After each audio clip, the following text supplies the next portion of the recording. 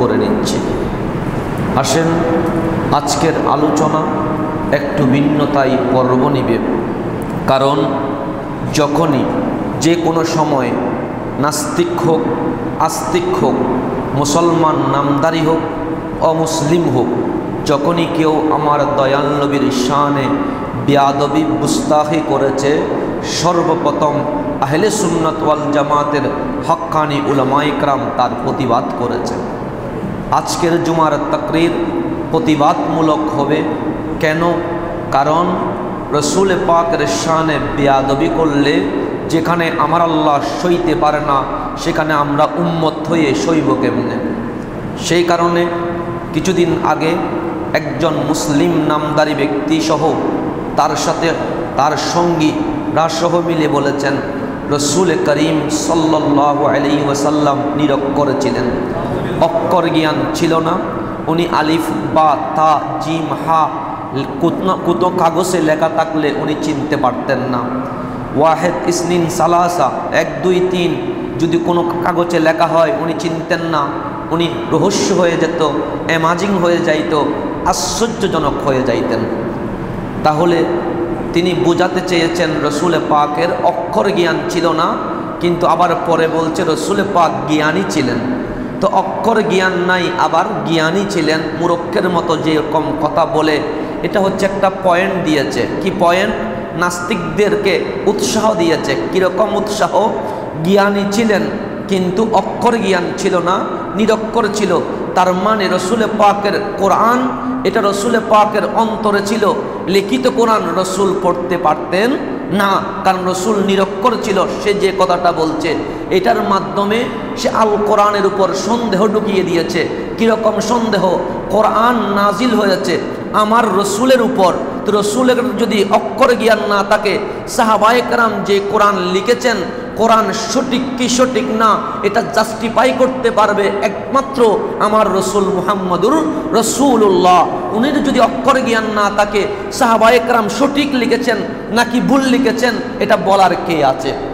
তার মানে এই মুসলমান নামদারি মুনাফিক নাস্তিকদের হাতে একটা কথা তুলে দিয়েছে যে রসুলের উপর কোরআন নাজিল হয়েছে, সাহাবায়ে কেরাম যে লিখেছে, রসুল অক্ষর জ্ঞান না থাকার কারণে লিখতে পারতেন না, পড়তে পারতেন না। তাহলে সাহাবায়ে কেরাম যে কোরআন কি লিখেছে কি লেখে নাই সেটা রসুলের পাকের জানা নাই, কিন্তু অক্ষর জ্ঞান নাই। তাহলে তার মধ্য দিয়ে এই বেয়াদব রসুল, গুস্তাখে রসুল, তিনি নাস্তিকদের হাতে কথা তুলে দিয়েছে যে আল কোরআন এটা সাহাবীদের হাতের লেখা, রসুলের পাকের নয়।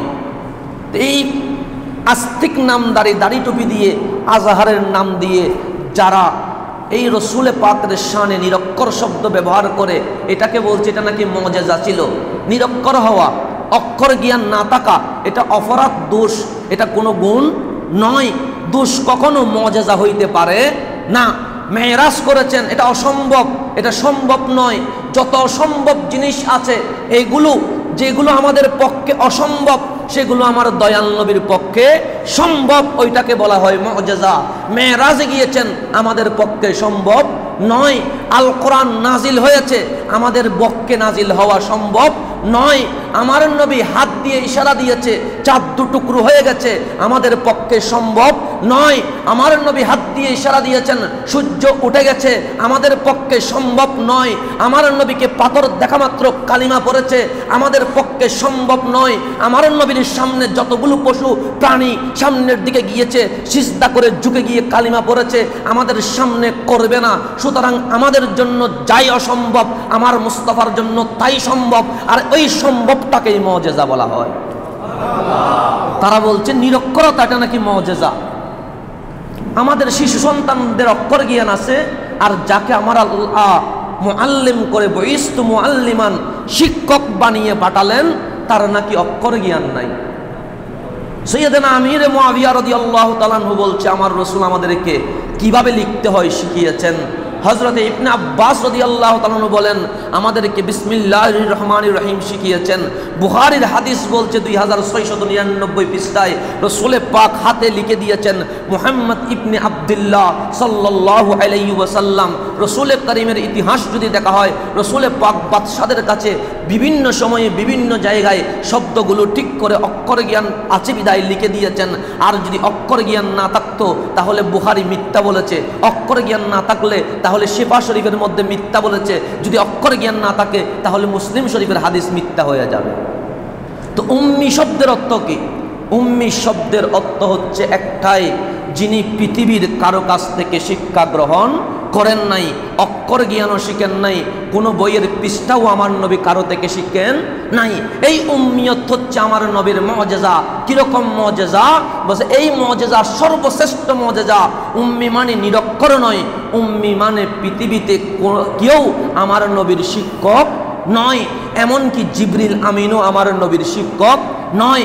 আমার নবীর শিক্ষক হচ্ছেন আল্লাহ তাবারক ওয়া তাআলা।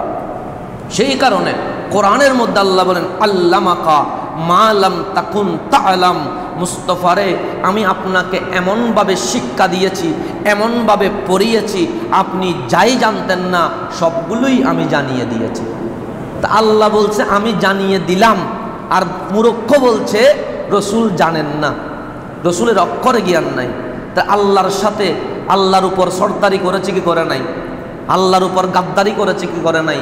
তাহলে কোনো মুসলমান আমরা কি ব্যক্তির কথার সুন্দরের দিকে তাকাবো নাকি আল্লাহ এবং রসুলের মুহাব্বতের দিকে তাকাবো? মুসলমান ব্যক্তির মধ্যে পূজা করার সময় নাই, আমরা তো তার দিকে যাব যে আল্লাহ এবং রসুলের দিকে চলে গেছে।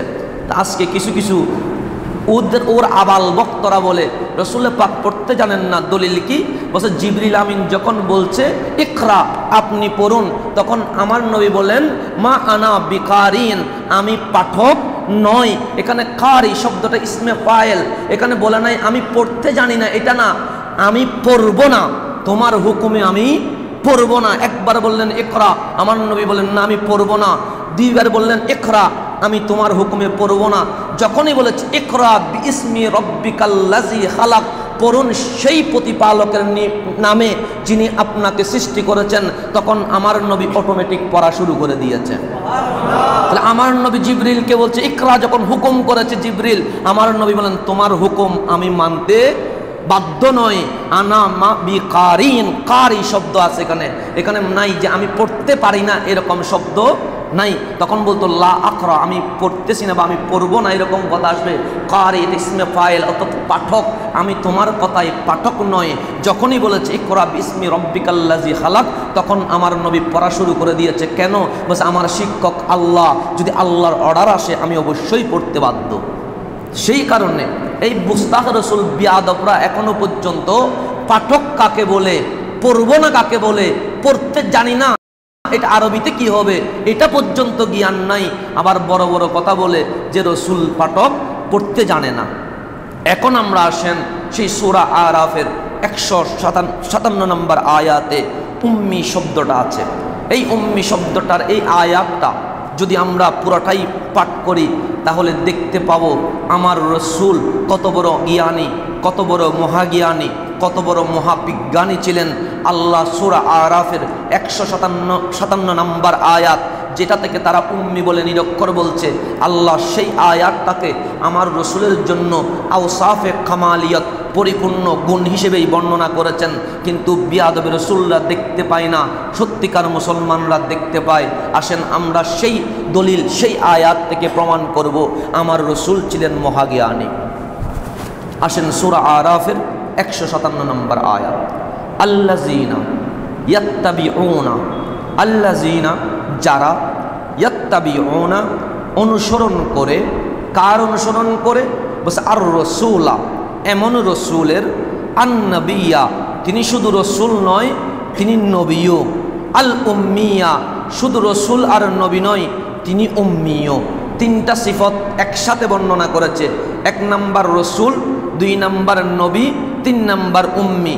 রসুল মানে যার উপর রেসালত এসেছে, যার উপর কিতাব এসেছে, এই কথাই আমি যখন বলেছি কোরআনের মালিক সাহিবুল কোরআন, কিছু কিছু মুশরিক বেদাতিরা বলছে যে কোরআনের মালিক, এটা তো শিরিক হয়ে যায়। আমাকে একটা উত্তর দেন, এখন এই পুকুরের মালিককে আল্লাহ, ঠিক কিনা? আল্লাহ যদি এই পুকুরের কাগজের মধ্যে কি আল্লাহর নাম লেখা আছে না ব্যক্তির নাম লেখা আছে? ব্যক্তির নাম লেখা আছে, পুকুরের নাম আল্লাহ কোনো রেজিস্ট্রেশন খাতার মধ্যে আছে? তো পুকুরের বাস্তব মালিককে আল্লাহ। আল্লাহ এই পুকুরটাকে কোনো একজন ব্যক্তির মালিকানায় দিয়ে দিয়েছেন, রেজিস্ট্রি খাতায় লেখা আছে পুকুরের মালিক অমুকের ছেলে অমুক, ঠিক কিনা? আল কোরআন মূলত কার? আল্লাহর কিতাব, কালামুল্লাহ। দিয়েছেন কাকে? রসুলে পাককে। শুধু দিয়েছেন তা নয়, রসুল যখন মক্কায় কোরআনের নাম মক্কি, রসুল যখন মদিনায় কোরআনের নাম মাদনী। তাহলে আমার রসুলকে আল্লাহ কোরআনটা দিয়েছেন, তা কোরআনের মালিক করে দিয়েছেন। সেই জন্য রসুলের ব্যাপারে আল্লাহ বলেন, মা ইয়ান্তিকু আনিল হাওয়া ইন হুয়া ইল্লা ওয়াহয়ু ইউহা। শুধু কোরআন নয়, কোরআনের বাইরে আমার নবীর উঠা বসা, চলাফেরা, হাসা কান্না করা, সমস্ত কিছু জবান থেকে যা বের হয়, এগুলো কোরআনের বাইরেও যে শব্দগুলো বের হয়, এগুলো জবানে মুস্তফার, জবানে রসুল নয়, এগুলো জবানুল্লাহ, আল্লাহর কালাম। তো আল্লাহর কালাম কার থেকে বের হচ্ছে? রসুলের মুখ থেকে বের হচ্ছে। তাহলে এখন আল্লাহর কালামের মালিক কে করে দিয়েছেন? আল্লাহ করে দিয়েছেন। কাকে? রসুলকে। কেন? বসে উনি যেহেতু মুআল্লিম, উনি যেহেতু শিক্ষক, ওনাকেই যদি সব কিছুর মালিক না করা হয়, উনি কেমনেই উম্মতকে শিক্ষা দিবেন? এই সবগুলো বেয়াদবরা ব্যক্তির প্রতি আকর্ষিত হয়ে রসুলের শানে কত বড় বড় বেয়াদবি করছে।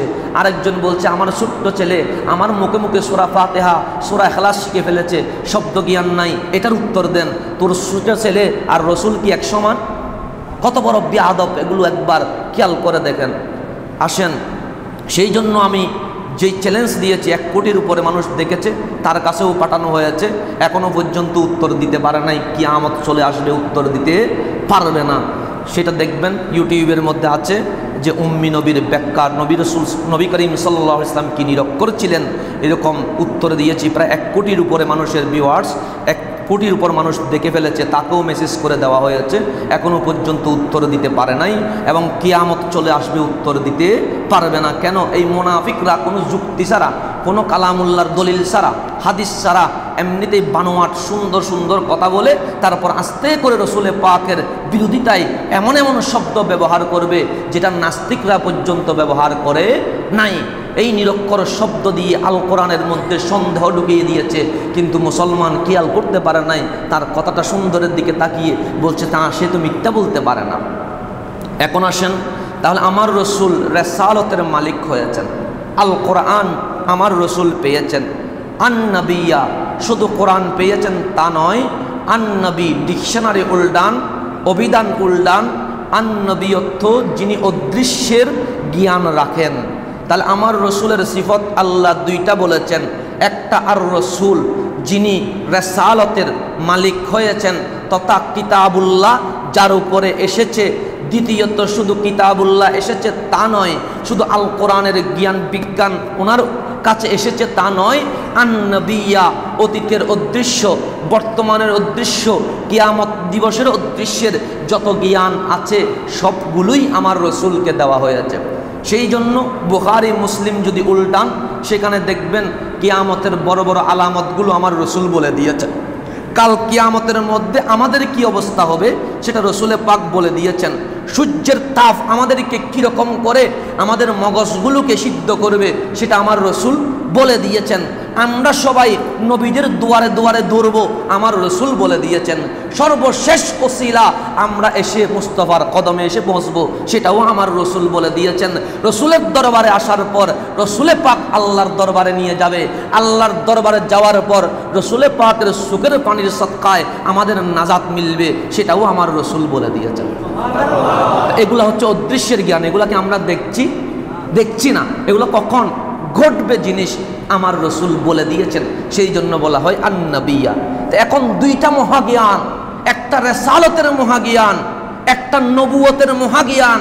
বলছে আল উম্মিয়া, এই দুইটা মহাজ্ঞান, যেখানের মধ্যে আর কোনো জ্ঞান অবশিষ্ট নাই, অক্ষর হোক, পাঠ্য হোক, ভবিষ্যৎ হোক, অতীত হোক, বর্তমান হোক, যত জ্ঞান আছে এই সব কিছু যে আমার রসুলের সিনা মোবারকে বসিয়ে দেওয়া হয়েছে। আল উম্মিয়া, পৃথিবীর কোনো শিক্ষকের কাছে, পৃথিবীর কোনো পাদ্রী, কোনো শিক্ষকের দ্বারস্থ হয়ে আমার নবী এই জ্ঞান নেন নাই। আল উম্মিয়া, কোনো মাহলুকের কাছে নেন নাই। আমি হালেকের দরবারে এসে আমি আল্লাহ ওনাকে এই জ্ঞানগুলো দিয়ে দিয়েছি। তাহলে আল উম্মিয়া মানে যিনি পৃথিবীর কারো কাছে জ্ঞান নেন না, এটাই হচ্ছে মুআজিজা। নিরক্ষরতা মুআজিজা নয়, পৃথিবীর কারো থেকে জ্ঞান না নেওয়াটা এটাই মুআজিজা। কেন? যিনি আল্লাহ থেকে শিখেছেন তাকে কি পৃথিবীর কারো কাছে দ্বারস্থ হতে হবে? আল্লাহ যাকে শিখিয়ে দিয়েছেন তাকে কি কারো কাছে যাইতে হবে? সেই জন্য জিবরিল আমিনকে যখন আল্লাহ কোরআন পাঠালেন, কোরআনের 3 প্রকারের শব্দ বানিয়েছেন আল্লাহ। একটার নাম হুরুফে মুকাত্তিয়াত, যেমন আলিফ লাম মিম তাহা ইয়াসিন কাফ হা ইয়া আইন সাদ, এই শব্দগুলোকে বলা হয় হুরুফে মুকাত্তিয়াত।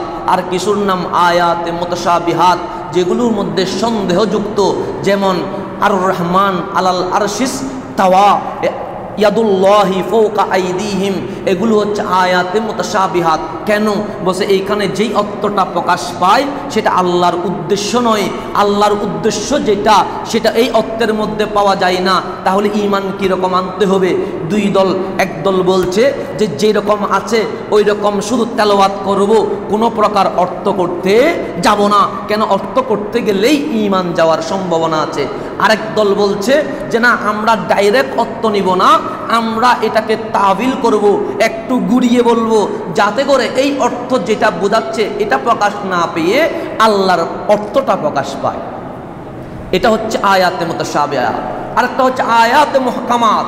আয়াতে মুহকামাত মানে যেটার উপর শরীয়ত দাঁড়িয়েছে, যেই আয়াতের হুকুম আপনাকে মানতে হবে, আকিমুস সালাহ, আতুজ যাকা, এগুলো হচ্ছে আয়াতে মুহকামাত। হুররিমাত আলাইকুমুল মাইতাতু ওয়াদ-দামু ওয়াল হামাল খিনজির, এগুলো হচ্ছে আয়াতে মুহকামাত। এগুলোর উপর ইসলাম দাঁড়িয়েছে। আর যেটাকে বলেছিলাম হুরুফে মুকাত্তিয়াত, এগুলোকে আবার মুফরাদাত বলা হয়। এগুলোর অর্থ কোনো তাবিল নাই, কোনো ব্যাখ্যা নাই, এগুলোর কোনো অর্থ নাই। তাফসীরগুলো খুললে দেখবেন ওইখানে লেখা আছে আল্লাহু ওয়া রাসূলুহু আ'লাম, আল্লাহ এবং তার রাসূলই ভালো জানেন। এর অর্থ আমরা কেউ জানি না, আমিও জানি না, আমার বাবাও জানে না, আমার বাবার উস্তাদও জানে না, তার উস্তাদও জানে না, কেউ জানে না। সাহাবায়ে কেরাম পর্যন্ত জানে না, উপরে আসেন জিবরিল আমিন পর্যন্ত জানে না। সেই কারণে যখন জিবরিল ওহী নিয়ে আসলেন, আলিফ বললেন, আমার নবী বললেন ফাহিমতু, আমি বুঝলাম। লাম বললেন, তখন বললেন ফাহিমতু, আমি বুঝলাম। মিম বললেন, আমার নবী বললেন ফাহিমতু, আমি বুঝলাম। যখন বলল যালিকাল কিতাবু লা রাইবা ফীহি হুদাল লিল মুত্তাকিন, আমার নবী আর আমি বুঝলাম বলে নাই। কেন? বলছে যালিকাল কিতাব থেকে তো জিবরিলও বুঝছে, আমিও বুঝলাম, আমার সাহাবায়ে কেরামও বুঝলো। তো আলিফ লাম মিমের মধ্যে এটা বললো কেন? কারণ জিবরিল এর অর্থ নিজেও জানে না। তো এই হুরুফে মুকাত্তিয়াত নাজিল করার পেছনে আল্লাহর একটা মকসদ আছে, উদ্দেশ্য আছে। কি উদ্দেশ্য? অনেক বেয়াদব রাসূল বলবে আল্লাহ তো দুনিয়ার জমিনে শিখে নাই, হয়তো বা জিবরিল থেকে শিখছে মনে হয়। আল্লাহ বলেন না, এই হুরুফে মুকাত্তিয়াত পাঠিয়ে আমি প্রমাণ করে দিচ্ছি জিবরিল শুধুমাত্র রসুলের খাদেম, রসুলের শিক্ষক নয়।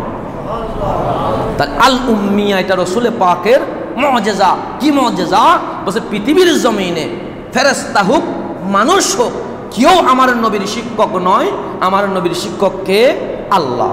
এটা বলে তারপর আল্লাহ চতুর্থ সিফত বলছে উম্মি আল্লাযী ইয়াজিদুনাহু মাকতুবান ইনদাহুম ফিত তাওরাতি ওয়াল ইনজিলে। তিনি শুধু রসুল তাই নয়, তিনি শুধু নবী তাই নয়, তিনি শুধু উম্মি তা নয়।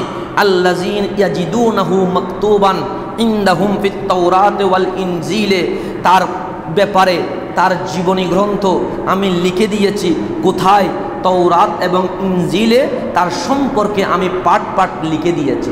সেই জন্য আল্লাহ আরেক জায়গায় বলেছে, ওই আহলে কিতাব ইহুদি খ্রিস্টানরা যখন আমার নবীকে কষ্ট দেয়, আল্লাহ বলেন ইয়ারিফুনাহু কামা ইয়ারিফুনা আবনাআহুম, তারা এই নবীকে এমনভাবে চিনে বাবা যেরকম সন্তানকে চিনে। তাহলে বাবা যেই রকম আপন ছেলেকে ছোট থেকে বড় করার কারণে পার্ট বাই পার্ট ছেলেকে যেভাবে চিনে, আহলে কিতাবদের কাছে আমার নবীকে আল্লাহ বলেন এমনভাবে বর্ণনা করেছি, আমার নবীর নসল মুবারক থেকে শুরু করে মক্কি জীবন, মদনী জীবন সব কিছু আমি আগেই বর্ণনা করে দিয়েছি। ইয়াজিদুনাহু মাকতুবান, তারা ওনাকে পেয়েছে মাকতুবান লিখিতভাবে, ইনদাহুম ফিত তাওরাতি ওয়াল ইনজিলে, তাদের পবিত্র গ্রন্থ তাওরাত এবং ইনজিলে। চতুর্থ সিফত বর্ণনা করার পর পঞ্চম সিফত বলছে ইয়ামুরুহুম বিল মারুফে, তিনি শুধুমাত্র রসুল নবী, উম্মি নবী সেটা নয়, শুধু তার শান মান ইনজিল তাওরাত আসমানি গ্রন্থে লেখা হয়েছে তা নয়। ইয়ামুরুহুম বিল মারুফ, তিনি তার উম্মতকে, মানুষকে ভালো কাজের আদেশ দেয়। ষষ্ঠ নম্বর ওয়ায়ানহাহুম আনিল মুনকার, এবং খারাপ কাজ থেকে বিরত রাখে। তাহলে আল্লাহ এখানে যখন ইয়ামুরুহুম বিল মারুফ ওয়ায়ানহাহুম আনিল মুনকার উত্তর দিয়েছেন, ভালো কাজের আদেশদাতা, খারাপ কাজের নিষেধকর্তা যখন বললেন, আল্লাহ এইদিকে খেয়াল করলেন যে বাবা ছেলেকে ভালো কাজের আদেশ দেয়, শিক্ষক ছাত্রকে খারাপ কাজ থেকে নিষেধ করে। তো এই সিফত যদি বলা হয়, এই গুণ যদি বলা হয়, আমার নবী মানবীয় কাতারে, মানুষের কাতারে চলে আসবে। আমার নবীকে সপ্তম সিফত, অষ্টম সিফত দিয়ে আল্লাহ আলাদা করছে। শুধু তাই নয়, ভালো কাজের আদেশদাতা বা খারাপ কাজের নিষেধকর্তা নয়, ওয়ায়ুহিল্লু লাহুমুত তাইয়্যিবাত, ভালো কাজের আদেশও দেন, খারাপ কাজের নিষেধও করেন। আরেকটা আছে, বলছে কি আছে, ইউহিল্লু লাহুমুত তাইয়্যিবাত, তিনি হালাল করে দেন লাহুম উম্মতের জন্য আত-তাইয়্যিবাত, পাক জিনিসগুলোকে, পবিত্র জিনিসগুলোকে। নবম সিফত ওয়ায়ুহাররিমু আলাইহিমুল খাবায়েস, এবং যত নাফাক জিনিস আছে সবগুলোকে উম্মতের জন্য তিনি হারাম করে দেন। গভীর চিন্তার বিষয়, যেটা পবিত্র সেটাকে হালাল করার দরকার নাই। পানি পবিত্র না অপবিত্র? পবিত্র, এটাকে হালাল করার দরকার নাই। আমার এই কাপড় পরা পবিত্র না অপবিত্র? পবিত্র, এটা হালাল করার দরকার নাই। এখন আসেন, পেশাব করা এটা অপবিত্র, এটাকে হারাম করার দরকার নাই। খিনজির, শুয়োরের মাংস এটা আগে থেকেই অপবিত্র। কুকুর, এটার মাংস আগে থেকেই অপবিত্র, তো এটা তো এমনিতেই অপবিত্র হওয়ার কথা।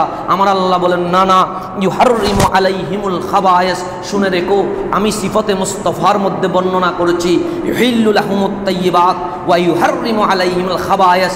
কোনো পবিত্র জিনিস হালাল হওয়ার জন্য এটা মিকদার নয়, কোনো অপবিত্র জিনিস হারাম হওয়ার জন্য মিকদার নয়। তোমরা হালাল হারাম যদি জানতে চাও, রসুলে পাকের জবানের দিকে তাকিয়ে থাকো। আমার রসুল যেটাকে হালাল বলবে সেটা হালাল, আমার রসুল যেটাকে হারাম বলবে সেটা হারাম। তাহলে যেখানে হালাল হারামের পুরা মালিক অধিকার করে দিয়েছেন, সেই কারণে আমার নবী মেসওয়াক যখন করতেন তখন বললেন, আমি যদি এটাকে ফরজ বলি তোমাদের জন্য ফরজ হয়ে যাবে। আমার নবী তারাবির নামাজে 3 দিন তারাবি নামাজ পড়ার পরে হুজরা শরীফে তারাবির নামাজ পড়লেন, তখন বললেন, আমি বারবার মসজিদে আসে নাই কেন জানো?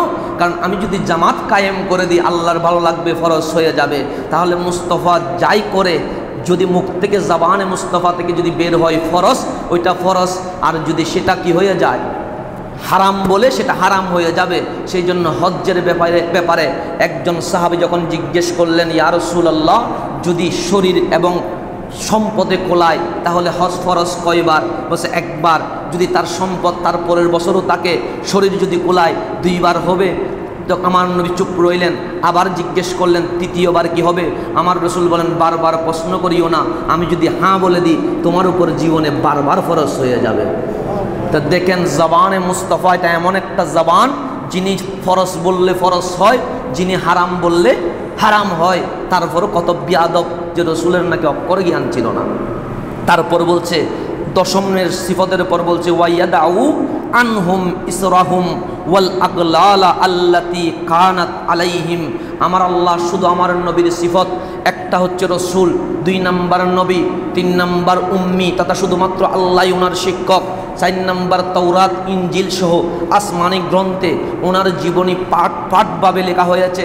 5 নম্বর তিনি ভালো কাজের আদেশদাতা, 6 নম্বর খারাপ কাজের নিষেধকর্তা, 7 নম্বর তিনি পবিত্র জিনিসগুলোর হালাল বৈধ কর্তা, 8 নম্বর তিনি অপবিত্র জিনিসগুলোকে হারাম কর্তা, 9 নম্বর ওয়াইয়াদাউ আনহুম ইসরাহুম, বসে তার উম্মত, ওনার উম্মত তথা মানুষের উপর যেই বোঝাটা ভারী হয়ে গেছে, তথা গুনার বোঝা যেটা আমাদের পিঠের উপর ভারী হয়ে গেছে, ওই বোঝাটা নামিয়ে দিয়েছেন হচ্ছে রাসূলুল্লাহ। ছিলাম গুনাহগার, করে দিয়েছেন পবিত্রকে আমার রসুল। ইয়াদাউ আনহুম ইসরাহুম, তাদের পিঠে যেই গুনার বোঝা ভারী হয়ে গেছে ওই বোঝাটা নামিয়ে সহজ করে দিয়েছেন, জান্নাতের পথটা আরও বেশি সহজ করে দিয়েছেন। উনি হচ্ছেন মুহাম্মাদুর রাসূলুল্লাহ। ওয়াল আগলাল আল্লাতী কানাত আলাইহিম, তারা যে দাসত্বের বন্দিশালায় বন্দি ছিল, ওই বন্দি কারাগারকে ভঙ্গ করে দাসত্ব থেকে মানুষত্বের অধিকার দিয়েছেন মুহাম্মাদুর রাসূলুল্লাহ। তাহলে এই সিফতগুলো বর্ণনা করার পর আমার আল্লাহ বলেন ফাল্লাযিনা আমানু বিহি, আগে রসুলের শান বর্ণনা করেছে, তার উপর বলছে ফাল্লাযিনা, যারা আমানু বিহি, ওনার উপর ঈমান এনেছে, ওয়া আযযারুহু, ঈমান আনার পর আযযারু মানহু মানে তাজিম করেছে। ঈমান আনলে ঈমানদার হয় না, সাথে তাজিম লাগবে। তা আমার নবী জানেন কেন আযযারু শব্দটা সূরা আরাফের 157 নম্বর আয়াতে কেন বললেন? একটা কারণে, আমার আল্লাহ তো সব কিছুই জানেন। তো বলছে উম্মি শব্দের অনেকেই অক্ষর জ্ঞানহীন বলে রসুলের শানে বিয়াদবি করবে। তা আমার আল্লাহ আযযারু তাজিম আদব শব্দটা এখানে ব্যাখ্যা করে জানিয়ে দিচ্ছে, ইবলিসেরও জ্ঞান ছিল, ইবলিসেরও আদব ছিল, ইবলিসের জ্ঞান ছিল, তারপর আমল ছিল, কিন্তু আদব ছিল না। তো বিয়াদব হওয়ার কারণে এলমও বরবাদ হয়ে গেছে, আমলও কি হয়ে গেছে? বরবাদ হয়ে গেছে। আদবটা কোন জায়গায়? বাবা আদম নবুয়তের জায়গায়। তো আদব না থাকার কারণে এলম আমল যখন শূন্য হয়ে গেছে, আমার আল্লাহ বলেন এই নবীর উপর ঈমান আনলে হবে না। 2 নম্বর সত্য আযযারুহু, ওনাকে সম্মান করতে হবে। 3 নম্বর ওয়া নাসারুহু, ওনার জন্য জাফিয়ে পড়তে হবে। তা আমরা আজকে জাফিয়ে পড়লাম কেন? যখন কেউ রসুলের শানে বিয়াদবি করবে, সে হোক মুসলিম নামদারি, হোক অমুসলিম, হোক আস্তিক নাস্তিক, আমরা নাসারুহুর উপর আমল করলাম যে আমরা বিয়াদবে রসুল যেখানে থাকবে তার বিপরীতে আমরা মাঠে নামিয়ে পড়ব। এটা আমরা এখানে আমল করলাম। তা আল্লাহ 1 নম্বর সত্য আমানু বিহি, ওনার উপর ঈমান আনতে হবে। 3 নম্বর এই উম্মি শব্দ বলে দেখেন, ওয়া আযযারুহু, ওনাকে তাজিম করতে হবে, ওয়া নাসারুহু, ওনার উপর চাপিয়ে পড়তে হবে। 4 নম্বর ওয়াত্তাবাউন নূর আল্লাযী উনজিলা মাহু, ওই নূর তথা কিতাবুল্লাহ, আল্লাহর কিতাবের অনুসরণ করতে হবে যেটা ওনার উপর নাজিল হয়েছে। তাহলে আগে 3 নম্বরে, 1 নম্বরে ঈমান, 2 নম্বরে রসুলের তাজিম, 3 নম্বরে রসুলের জন্য ঝাঁপিয়ে পড়া, 4 নম্বরে আল কোরআন অনুসরণ করা। তারপর আল্লাহ বলেন উলাইকা হুমুল মুফলিহুন, তারাই হচ্ছে সফল কাম। তাহলে এই সূরা আরাফের 157 নম্বর আয়াত দিয়ে আল্লাহ উম্মিয়তের ব্যাখ্যা এমনভাবে করলেন যে এই উম্মি মানে নিরক্ষর নয়, অক্ষর জ্ঞানহীন নয়, রসুলে পাকের দুনিয়ার বাবা আদম নয়, এর আগে লৌহে কলম আরশ হওয়া থেকে শুরু করে কিয়ামত পর্যন্ত যত জ্ঞান আছে, যত বিজ্ঞান আছে, শাব্দিক জ্ঞান, অর্থিক জ্ঞান, ব্যাখ্যাগত জ্ঞান, সব কিছুই আমার রসুলকে দিয়ে দেওয়া হয়েছে। তো সেই কারণে রসুলকে যারা নিরক্ষর বলবে তারা মূলত আমাদের ভিতরে নাস্তিকদের একটা খোরাক দিচ্ছে, যাতে করে নাস্তিকরা কোরআনের বিরুদ্ধে কথা বলতে পারে। কেননা তারা বলবে এই কোরআন তো রসুলে পাকের উপর নাজিল হয়েছে, উনি তো শব্দ চিনতেন না, তাহলে এই কোরআন যে লিখেছেন তাহলে রসুলে পাক জানেন না সঠিক কিনা সঠিক নয়। এইগুলো হচ্ছে নাস্তিকদের দালাল। সেই জন্য দাড়ি টুপি রেখে মাঠে নেমে গেলে দৌড় দিবেন না, কারণ আমার রসুল আগেই ইরশাদ করে দিয়েছেন পৃথিবীতে যুগে যুগে বড় দাজ্জাল আসার আগে ছোট ছোট দাজ্জাল পৃথিবীতে নেমে যাবে। সেই কারণে ওমর ইবনুল খাত্তাব রাদিয়াল্লাহু তাআলা আনহু যুলখাইসরা তামিমি যখন রসুলে পাকে, বুখারী শরীফের হাদিস, মুসলিম শরীফের হাদিস, যুলখাইসরা তামিমি যখন রসুলে পাককে 2টা শব্দ বলেছে, ইদিল ইয়া মুহাম্মদ ইত্তাকিল্লাহ, হে মুহাম্মদ রাসূলুল্লাহ আপনি ইনসাফ করেন, ইত্তাকিল্লাহ আল্লাহকে একটু কি করেন, ভয় করেন। তা আল্লাহর ভয়ের কথা আপনাকেও বলা যায়, আমাকেও বলা যায়, কিন্তু রসুলের পাকের দরবারে বলা যায় না। কেন? আদবের বিপরীত হয়, বিয়াদবি হয়। কারণ আল্লাহর ভয় শিখাবে রসুল, রসুলকে আল্লাহর ভয় শেখানোর অধিকার কারো নাই। ইনসাফ শিখাবে রসুল, রসুলকে ইনসাফ শেখানোর অধিকার কারো নাই। যখন যুলখাইসরা তামিমি বলেছিল, অথচ রসুলের পিছনেই নামাজ পড়েছে। কেমন নামাজ পড়েছে? বলছে এত বেশি নামাজ পড়েছে, হযরত আব্দুল্লাহ ইবনে আব্বাস রাদিয়াল্লাহু তাআলা আনহু বলেন যে পায়ের যে মাংস ছিল ওই মাংস আমরা দেখতে পাই নাই, হাড্ডি আর চামড়া লেগে গেছে।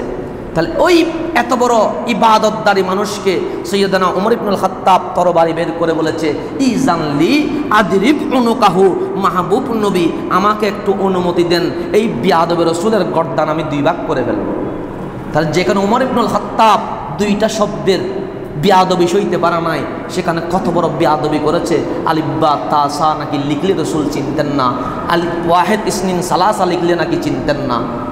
এটা তো জুলফাইসরা তামিমিকে ফেল করে দিয়েছে, এত বড় বিয়াদব।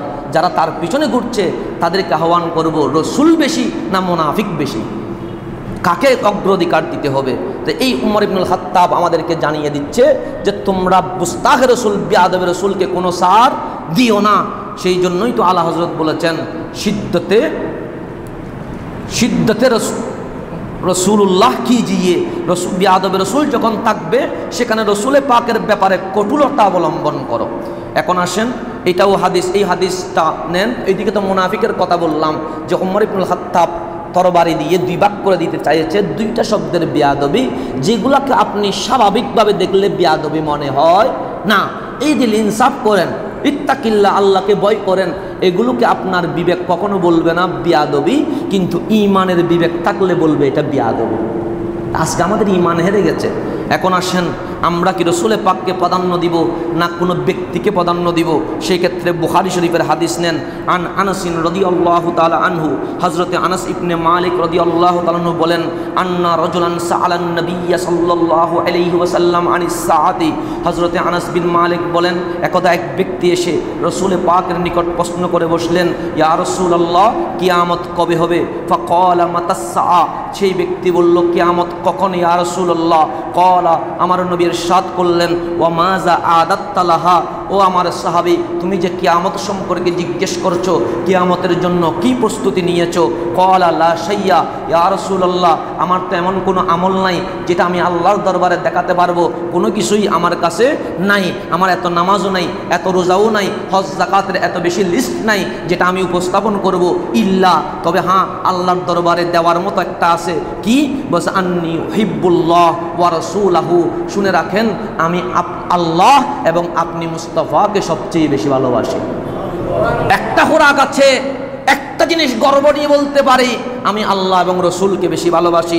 ফাকাল, আমার নবী বলেন, চিন্তা করিও না, আনতা মা মান আহবাবতা, তুমি যাকেই ভালোবাসো তার সাথেই তোমার জান্নাত হয়ে যাবে।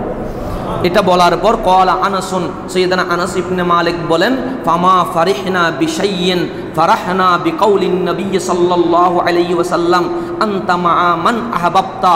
আনাস বিন মালিক বলেন, আমার রাসূল যেই দিন ঘোষণা করলেন আনতা মা মান আহবাবতা, তুমি যাকে বেশি ভালোবাসো তার সাথেই তোমার হাসর নসর হবে, সেই দিন আমরা যেই আনন্দিত হয়েছিলাম, যেই ফরাহ আনন্দ ঈদ করেছিলাম, সেই তার এই সময়ের চেয়ে বেশি কোনো সময় আনন্দিত হই নাই। তারপর আনাস ইবনে মালিক বলেন, ফাআনা উহিব্বুন নবিয়্যা ওয়া আবা বকরিন ওয়া উমর, আমি নবী করিম সাল্লাল্লাহু আলাইহি ওয়াসাল্লাম এবং আবু বকর এবং উমর রাদিয়াল্লাহু তাআলা আনহুমাকে বেশি ভালোবাসি। ও আরজু আন আকুনা মাআহুম, এবং আমি আশা করতেছি আমি তাদের সাথেই কাল কিয়ামতের মধ্য থেকে জান্নাত পর্যন্ত চলে যাব। বিহুব্বি ইয়াহুম, তাদেরকে ভালোবাসার কারণে। ওয়া ইল্লাম আমাল বিমিসলি আমালিহিম, যদিও বা ওনাদের মতো আমি আমল করতে পারি নাই, কিন্তু মুহাব্বত করার কারণে আমি আনাস ইবনে মালিক রাদিয়াল্লাহু তাআলা আনহু, সাইয়্যিদনা উমর ইবনুল খাত্তাব রাদিয়াল্লাহু তাআলা আনহু, সাইয়্যিদনা আবু বকর রাদিয়াল্লাহু তাআলা আনহু এবং রাসূল করিম সাল্লাল্লাহু আলাইহি ওয়াসাল্লামের সাথেই কাল কিয়ামতের ময়দানে থাকব। বুখারী শরীফ নাম্বার হচ্ছে 3485, কিতাবুল আদব অধ্যায়ে নাম্বার হচ্ছে 5815, ইমাম মুসলিম সহি কিতাবে আল বির ওয়াস সালাহ ওয়াল আদবের মধ্যে নাম্বার হচ্ছে 2639, ইমাম তিরমিজি সুনানুত তিরমিজির মধ্যে নাম্বার হচ্ছে 2385, ইমাম আহমদ তার কিতাব মুসনাদে আহমদ ইবনে হাম্বলের মধ্যে নাম্বার হচ্ছে 12023 নম্বর হাদিস। এই ছাড়া আরেকটা হাদিস আপনি, আচ্ছা এই হাদিসটা যেহেতু টাইম হয়ে গেছে, আগামী পর্বে দ্বিতীয় পর্ব থাকবে। আল্লাহ তাবারক ওয়া তাআলা আমাদেরকে জানার এবং বুঝার তৌফিক দান করুক। যেই সব ভাইয়েরা ভুলবশত না বুঝে ব্যক্তিকেন্দ্রিক হয়ে রসুলের শানে নিরক্ষরতাকে মজেজা মনে করেছেন, মনে রাখবেন অসম্ভব জিনিস মজেজা হয়। নিরক্ষরতা এটা গুণ নয়, এটা অপরাধ। নিরক্ষরতা কখনো মুআজিজা হইতে পারে না। সুতরাং যারা আপনাদেরকে ব্রেন ওয়াশ করে দিয়েছে, তারা আপনাদেরকে নাস্তিকের খোরাক বানিয়ে দিয়েছে। কারণ অক্ষর জ্ঞান না থাকলে 30 পারা কোরআন ঠিক কিনা বেঠিক এটা আমার নবী সার্টিফাই করবে কিভাবে, জাস্টিফাই করবে কিভাবে? সুতরাং আপনাদের প্রতি অনুরোধ থাকবে, এই রকম বিয়াদবদের আকীদা থেকে সরে এসে আহলে সুন্নাত ওয়াল জামাতের সঠিক আকীদা, সহিহ আকীদায় ফিরিয়ে আসার আল্লাহ যেন ওনাদেরকে তৌফিক দান করেন এবং আমাদেরকে রসুল পাকের মুহাব্বত যেন আরও বেশি বাড়িয়ে দেন, যাতে করে কোনো গুস্তাখে রসুল আমাদের হাত থেকে ছাড় না পায়। আসসালামু আলাইকুম ওয়া রাহমাতুল্লাহি ওয়া বারাকাতুহু।